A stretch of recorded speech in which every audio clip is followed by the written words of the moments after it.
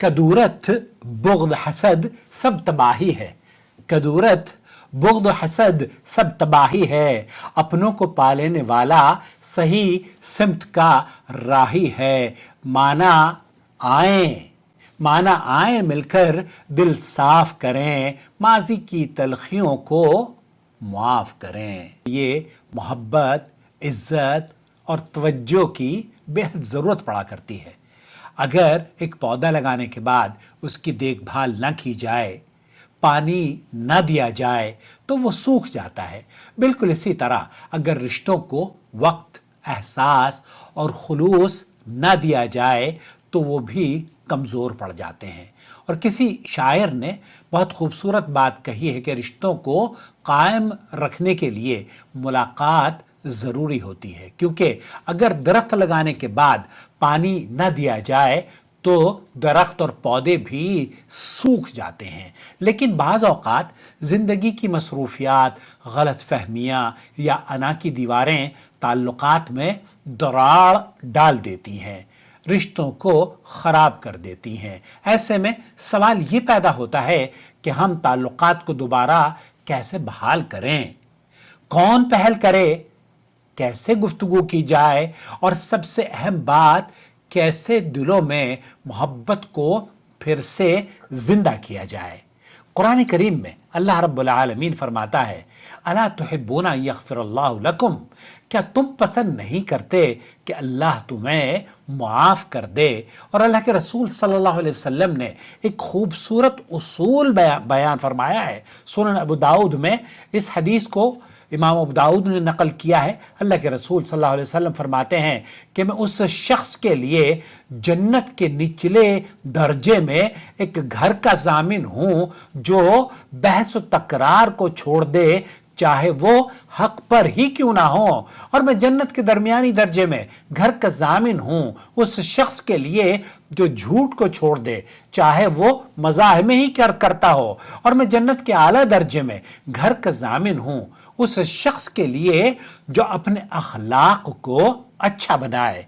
और अल्लाह के रसूल सल्लल्लाहु अलैहि वसल्लम ने फरमाया है, ला यदखुलुल जन्नह काति'। सही बुखारी और मुस्लिम की रिवायत है कि जो शख्स रिश्तेदारी को काटता है वो जन्नत में दाखिल नहीं होगा, जबकि सिला रहमी करने वाला, रिश्ता जोड़ने वाले का बदला अल्लाह दुनिया और आखिरत दोनों में अता फरमाता है। और अल्लाह के रसूल सल्लल्लाहु अलैहि वसल्लम ने फरमाया है कि मन अहब्ब अन यबसुता लहू फी रिज़्क़िही, जो चाहे कि उसका रिज़्क़ कुशादा किया जाए और उसकी उम्र दराज हो, उसे चाहिए कि अपने रिश्तेदारों से ताल्लुकात को जोड़े। और ऐसे हालात में जब ताल्लुकात को जोड़ने की बात की जा रही है तो बाज़ मर्तबा ज़रूरत ये महसूस होती है कि मैं उससे नहीं मिलना चाहता और वो मुझसे नहीं मिलना चाहता। अब यहाँ एक तीसरे आदमी की ज़रूरत होती है, और वो तीसरा आदमी, वो मीडिएटर, वो सुलह कराने वाला, वो उसकी क्या हैसियत है। कुरान करीम में अल्लाह अज़्ज़ा वजल ये फरमाता है, व इन ताइफतानि मिनल मुअमिनीन इक़्ततलू फस्लिहू बैनहुमा।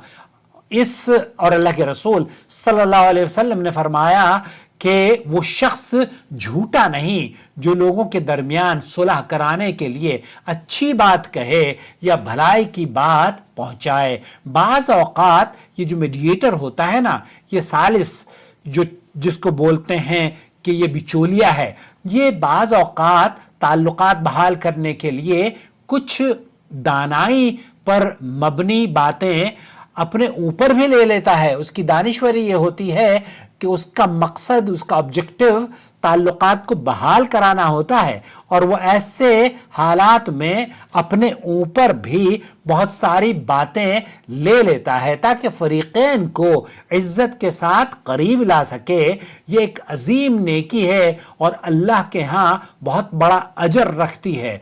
और यहाँ ये जो बातें अपने ऊपर लेता है, ये इसलिए नहीं कि खुद बुरा बनना चाहता है, बल्कि उसका मकसद ये होता है कि दूसरे की इज्जत नफ्स बाकी रह जाए, और वो बातें एक दूसरे को कहते रहते हैं और ये बर्दाश्त करता रहता है। और इसे अल्लाह के रसूल सल्लल्लाहु अलैहि वसल्लम ने फरमाया कि झूठ बोलना صرف 3 مواقعوں پر جائز ہے. ایک شخص اپنی بیوی کو راضی کرنے کے لیے، جنگ میں دشمن کو دھوکہ دینے کے لیے، اور 2 لوگوں کے درمیان صلح کرانے کے لیے. اور آپ اور ہم لوگ رشتے تو بنا لیتے ہیں، لیکن سوچنا یہ ہے کہ انہیں ہم کیوں کر نبھا پائیں گے. رشتے چاہے احساس کا ہو یا محبت کا، رشتہ چاہے احساس کا ہو یا محبت کا، وقت کے ساتھ ساتھ اپنی جگہ بھی مانگتا ہے. ہم میں سے اکثر لوگ رشتے بنا تو لیتے ہیں مگر راستے میں ہانپنے لگتے ہیں اور ان کا حق ادا نہیں کرتے، اور وہ رشتے کمزور پڑتے چلے جاتے ہیں کیونکہ ہم نبھانے کے عمل سے ہی نکل جاتے ہیں اور مادہ پرستی یا مفاد پرستی غالب آ جاتی ہے. کیا ہی اچھا ہو کہ رشتوں کو بوجھ نہ سمجھا جائے، کبھی کبھی خود کو سمجھا لیا جائے اور رشتوں کو محفوظ اور بچا لیا جائے.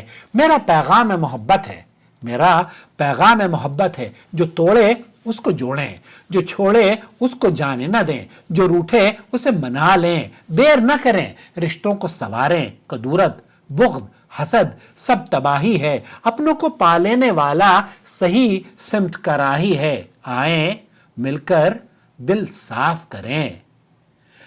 مانا آئیں مل کر دل صاف کریں، ماضی کی تلخیوں کو معاف کریں. اگر ہم ان اصولوں کو اپنا لیں گے تو یقین جانیے کہ ہمارے تعلقات بہتر ہو جائیں گے، سماج خوبصورت سماج ہو جائے گا، ہماری دنیا بھی سنور جائے گی اور آخرت میں بھی اللہ تعالیٰ کامیابیوں سے سرفراز فرمائے گا.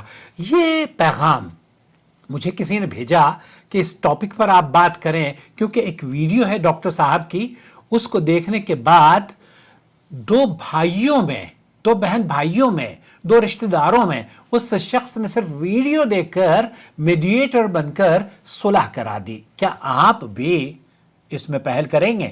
اگر آپ کے علاقے میں، آپ کے محلے میں، آپ کے ایک جانکار، یہ دوست احباب تعلقات والے ہیں، ان میں کسی کے درمیان کچھ رنجش ہے تو آئیں ان رنجشوں کو دور کرنے کی ہم وجہ بن جائیں. آئیں کچھ بوجھ ہم اپنے اوپر اٹھا لیں، کچھ بوجھ اپنے اوپر ڈال لیں اور کچھ چہروں پر مسکراہٹ لے آئیں. اللہ کرے کہ اس ویڈیو سے گھروں میں اصلاح اور صلہ رحمی کا کام ہو اور خوبصورت سماج کی تشکیل دینے میں ہمارا بھی کردار ہو. بہت شکریہ. اسے دوسروں کے ساتھ ضرور شیئر کریں.